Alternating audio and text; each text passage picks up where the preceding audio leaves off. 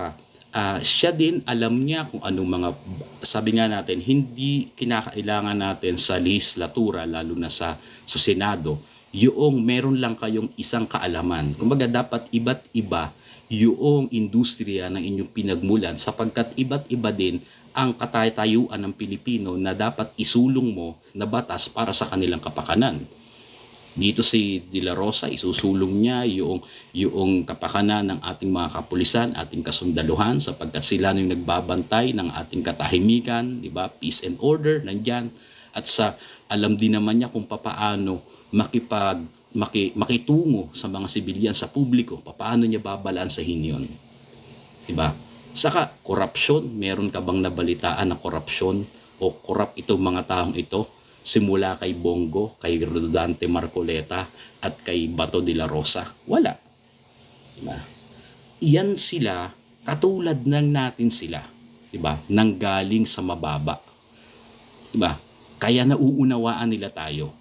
Iboboto ba natin yung mga taong sinasabi nila very intellectual sila, mga elitista, kung hindi man sila kabilang doon sa tinatawag na mga old money, ang mga kanilang mga kaut-utang dila ay mga old money, ang kanilang isusulog yung interest ng mga old money, yung mga kaut-utang dila nila, kamag-anak nila, kabarkada nila, katropa nila. Yun ang isusulong. Kaya nga hindi umunlad-unlad yung ating bansa dahil una, pagpababain mo ang kuryente, may kokontra, dadalihin mo ang Lopez. Pero meron na bang dumali sa mga Lopez? Meron na bang kumbaga bumiyak sa mga Lopez? Meron. Sino? Si Marcoleta. Diba siya ang dumali niyan? Siya ang dumikdik ng dumikdik dyan. Siya ang dumikdik dyan sa prangkisa ng ABS-CBN. So kung nagawa na niya, kaya niya uling gawin yun. Diba? Kaya niya uling gawin yun. Bali, wala sa kanya yan. Bakit? Wala siyang baggage. Wala siyang itinatago. So yan po ang dapat natin na pagtiwalaan ng mga tao. Diba? Sila. Sino ang may dahilan? Bakit yung mga kinaiinisan, yung mga adik dun sa kanto na yung kinaiinisan natin ng mga sisiga-siga, sila. Diba? Ngayon, asan uli? Nagbali ka na naman. May bago na namang mga tropa-tropa. Andyan na naman. Diba? Andyan na naman sila. Punta ka ng Road 10. Andun na naman sila. Diba? Taryahan na naman. Batuhan na naman ng basura. Diba? Batuhan na naman ng basura. Dati nun, hirap na hirap ka makakuha ng basura. Diba? Ngayon, nagkalat na naman ng basura. Ngayon ang termino ng pulis dun sa mga tinutukang. Asan yung basura? Daming basura uli ngayon. So bakit nawala yan? Dahil sa kanila. Kaya sabi ko nga, hindi nila maiintindihan yung sitwasyon ng mayorya ng Pilipino. Tandaan po ninyo mga kababayan, kayo ang mayorya, yung nasa ilalim. Ang iniisip lang naman nila yung mga numero, mga figure, ano nangyari sa PSE, magkano ang value ng isang share na ganito. Walang problema doon. Pero, ang unahin mo yung nasa baba, sapagkat pag nasa baba ang inuna mo, susunod na yung nasa taas. Yan yung foundation eh. Sino ba ang nagtatrabaho araw-araw? Yung mga manggagawa. Di ba? Sino ang nag-commute araw-araw? Yung mga manggagawa. Sila yun. Sila. Kaya sila yung ating tayo. Sabi nga natin, tayo may kapangyarihan tayo doon sa ating, tandaan ninyo sa eleksyon, yung boto nating isa, katulad lang yan ng boto ni Gokong Wei. Isa lang tayong, huwag nating sayangin.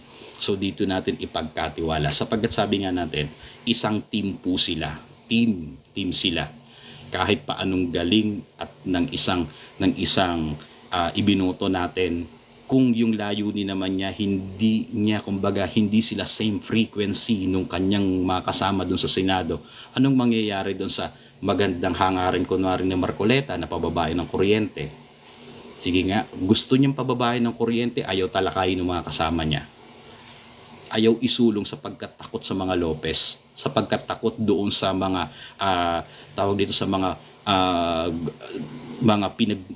sa mga power producer company. Takot.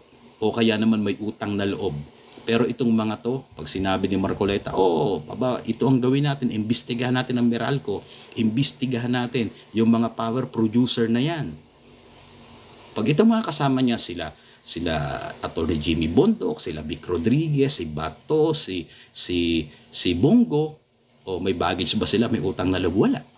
Kaya iimbestigahan nila yung mapapababa nila yung kuryente. Di ba? Gawin natin ito para sa, kumbaga, gawin natin itong isang batas na ito para ating maisulong natin yung modernization ng AFP, katulad ng Armed Forces, katulad ng sinusulong ni Bato, di ba? Kung yung mga kasama niya doon is mga left leaning, di ba?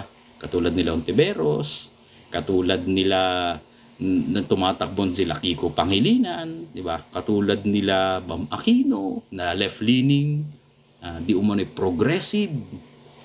Isusulong ba nila yon? Ngayon nga tinapyasan eh. Di ba? Tinapyasan nga yung pondo ngayon eh.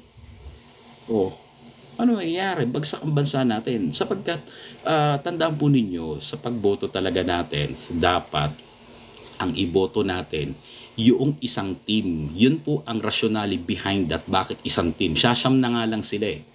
Isama na natin si Doc Mata, tapos si Robin Padilla, hindi pa rin sila ang majority. Talagang kukumbinsi pa sila ng ibang mga senador na ipasa yung mga panukala nilang batas para makinabang tayo. Kaya sabi ko po sa inyo, hindi po tayo boboto sa pamamagitan ng personality. Boboto tayo ngayon sa pamamagitan ng isang team na magsusulong ng ating gusto.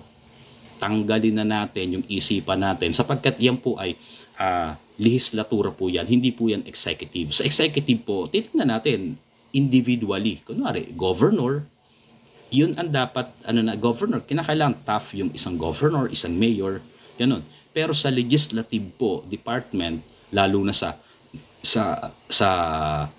tawag po dito sa Senado, huwag tayong pili na yung parang dream team ang iniisip natin. Dream team.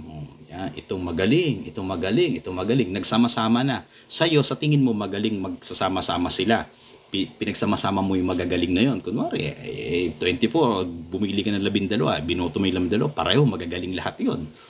Ang tanong, nagkakaisa ba sila? Iisa ba sila ng frequency? Iisa ba sila ng layunin?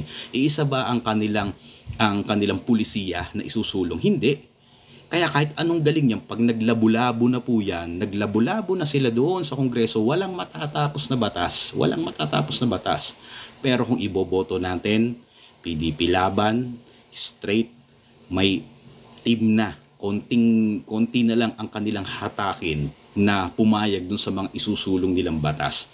And very effective naman yung mga batas na isinulong, kalimbawa nila Bato ay nila Bongo, di ba? Malasakit Center, yung pagtaas ng sweldo ng guro at nurses. Si Bongo yan ha. Sino mga kasama niya? Yan, sila Bato. Yan ang mga kasama nila sa pagsulong ng ganun. Tahimik lang sila, di ba?